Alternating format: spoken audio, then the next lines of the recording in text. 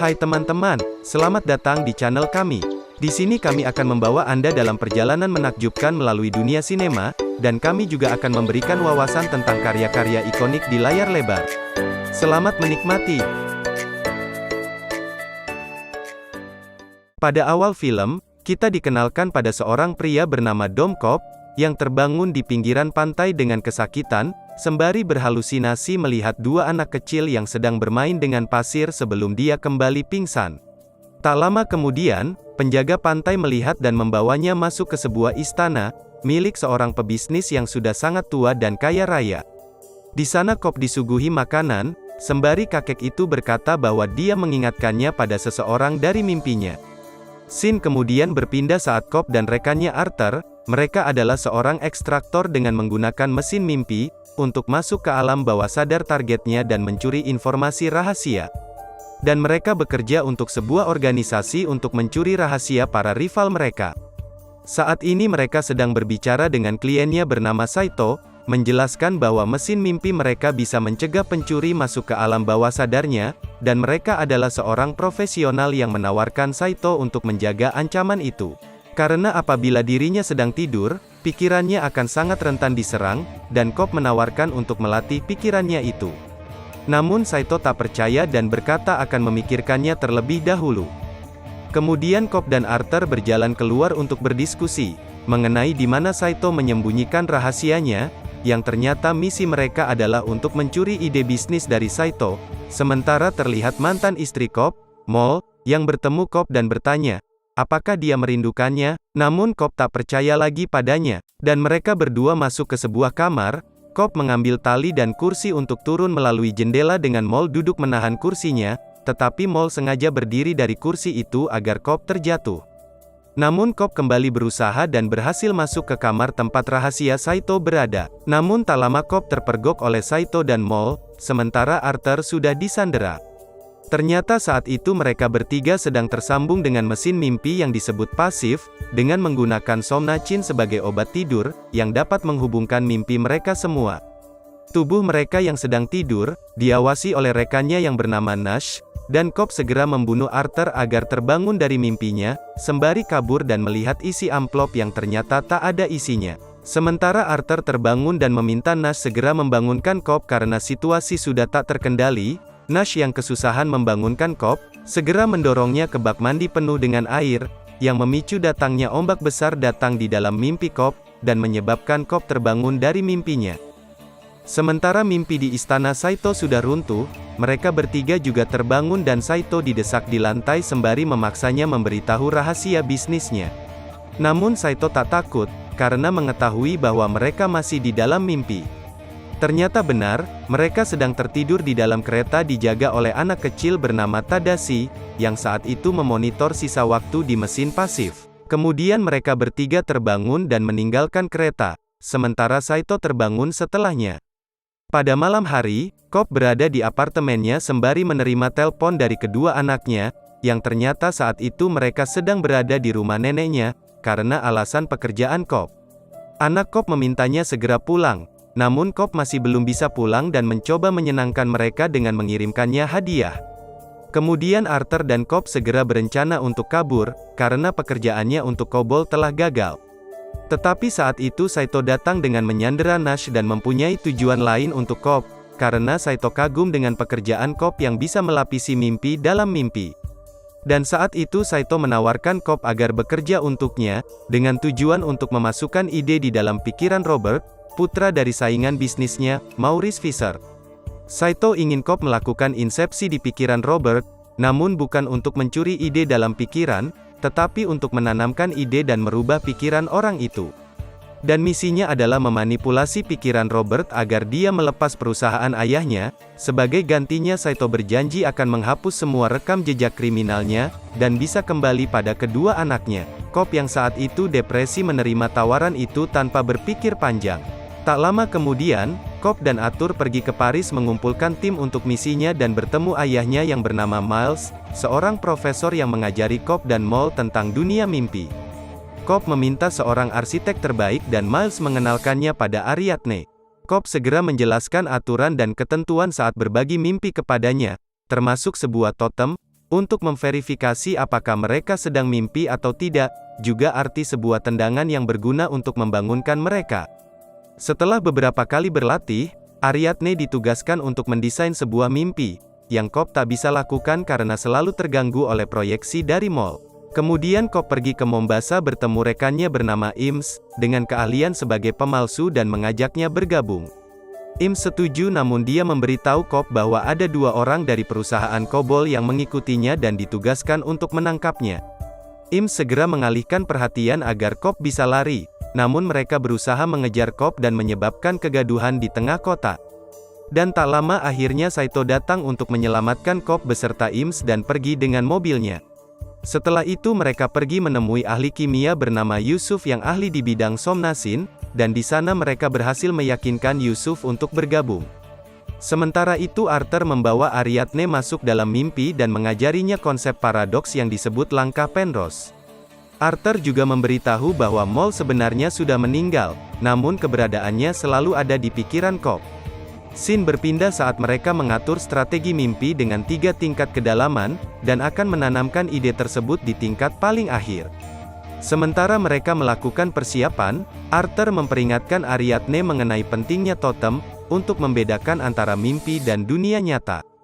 Totem milik Cobb akan berhenti berputar saat di dunia nyata, namun tetap berputar dalam mimpi, dan Ariadne memutuskan menggunakan bidak catur sebagai totem dengan mendesainnya sendiri. Mereka semua mengetahui apabila memerlukan waktu yang sangat panjang untuk kesuksesan misinya, dan memutuskan untuk mengerjakannya dalam perjalanan pesawat internasional yang terlama, yaitu dari Eropa menuju Amerika Serikat. Suatu malam, Ariadne melihat Cobb sedang bermimpi sendirian di dalam ruang kerjanya, karena penasaran dia bergabung dalam mimpi Cobb dan tiba di dalam lift dengan ada beberapa lantai, dan setiap lantai mewakili ingatan Cobb. Saat dia masuk ke lantai pertama, dia melihat Mole yang sedang duduk, namun dia terlihat dan Mole hendak menyerangnya, tetapi Cobb ada di sana dan menyelamatkannya. Tak lama kemudian mereka keluar dari mimpi dan menjelaskan kenapa Cobb tak bisa pulang ke rumahnya, karena dia dituduh membunuh istrinya sendiri. Tak lama Saito dan Arthur datang memberitahu bahwa Maurice sudah meninggal, dan Robert akan segera terbang menuju Amerika untuk pemakaman ayahnya. Beberapa hari kemudian, mereka tiba di pesawat dan duduk dekat dengan Robert di kabin kelas pertama. Cobb diam-diam memberi obat tidur di minuman Robert, dan segera bersiap masuk dalam mimpi Robert. Dalam mimpi tingkat pertama, mereka menculik Robert bersamaan dengan diserang oleh penjaga alam bawah sadar Robert. Dan Saito terluka parah karena tertembak, namun mereka berhasil lari ke tempat persembunyian mereka. Saat itu Cobb sangat marah karena misinya hampir gagal. Sementara melihat Saito kesakitan, Ims berencana membunuhnya agar terbangun di dunia nyata.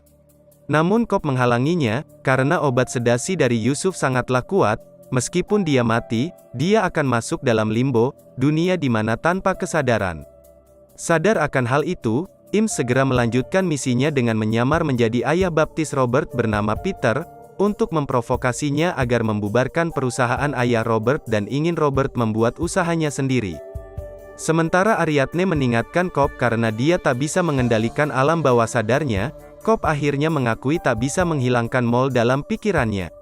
Karena mereka pernah masuk dalam limbo saat melakukan percobaan mimpi mereka, selama hampir 50 tahun di limbo karena perbedaan waktu dengan dunia nyata. Dan pada satu titik, Mole menolak untuk kembali ke dunia nyata, sehingga Cobb melakukan insepsi pada Mole untuk meyakinkannya. Saat di dunia nyata, Mole masih saja berasumsi dia sedang bermimpi, dan Mole merasa mereka harus mati untuk bangun di dunia nyata. Suatu hari, Mole bunuh diri dengan menjebak Cobb, seolah-olah dialah yang membunuh Mole, sehingga Cobb dijadikan tersangka dan dia pergi ke luar negeri. Kembali di masa kini, saat persembunyian mereka hampir ditemukan, mereka segera pergi dan bersiap masuk ke mimpi Arthur di tingkat kedua, sementara Yusuf mengendarai mobil. Saat di mimpi tingkat 2, Cobb bertemu Robert di sebuah hotel, dengan berkata dia di sini untuk melindunginya dari seseorang yang ingin masuk dalam pikirannya, dan segera membawanya ke sebuah kamar serta berbohong pada Robert bahwa Peter lah yang menculik dirinya, untuk mengubah rencana hidupnya. Robert yang percaya itu segera mengikuti saran Cobb dengan masuk ke dalam mimpinya, untuk melihat rahasia sebenarnya agar Robert bisa memutuskannya sendiri. Dan akhirnya mereka masuk dalam mimpi tingkat 3, sementara Arthur tinggal untuk mengawasi dan membangunkan mereka dengan tendangan saat diperlukan. Saat itu mereka berada di Gunung Salju, di mana brankas rahasia itu dijaga ketat di dalam benteng. Untuk mengalihkan penjaga di sana, mereka jalan terpisah, Cobb dengan Ariadne, Robert dan Saito menuju benteng, dan Im sendirian. Saat itu Yusuf masih dikejar oleh musuh dan terpojok di sebuah jembatan. Yusuf segera memutar musik untuk memperingatkan Arthur, agar melakukan tendangan sebelum mobilnya jatuh dari jembatan. Yang menyebabkan terjadi perubahan gravitasi di mimpi Arthur dan juga pada mimpi tingkat 3. Dan 10 detik sebelum mobil itu tercebur dalam air, yang berarti 3 menit dalam mimpi kedua bagi Arthur, untuk mencari solusi bagaimana melakukan tendangan secara bersamaan. Yang berarti di mimpi tingkat 3 masih ada sisa waktu 1 jam. Ariadne sadar akan itu dan segera mencari jalan singkat untuk mereka semua, sementara keadaan Saito semakin memburuk. Mereka segera masuk ruang pertama dari benteng itu, sementara Cobb dan Ariadne berjaga di posisi tembak. Dan Saito yang kesusahan karena cederanya memutuskan untuk berhenti di sana, sementara Robert terus berjalan. Namun di sana tiba-tiba Mol muncul, sedangkan Cobb hanya terdiam tak bisa menembaknya dan Mol segera menembak Robert. Saat itu barulah Cobb tersadar dan menembak Mol. Karena kejadian ini, mereka semua datang ke sana sembari melihat Robert sudah mati dan misi mereka gagal. Namun Ariadne mengusulkan agar mereka masuk dalam limbo untuk menyelamatkan Robert, meskipun itu keputusan yang berat dengan resiko besar, mereka tak punya pilihan lagi dan setuju. Cobb akhirnya masuk ditemani dengan Ariadne ke mimpi yang lebih dalam lagi. Terlihat kota yang hancur berantakan, yang dibangun oleh Cobb dan Mol selama 50 tahun mereka di sana.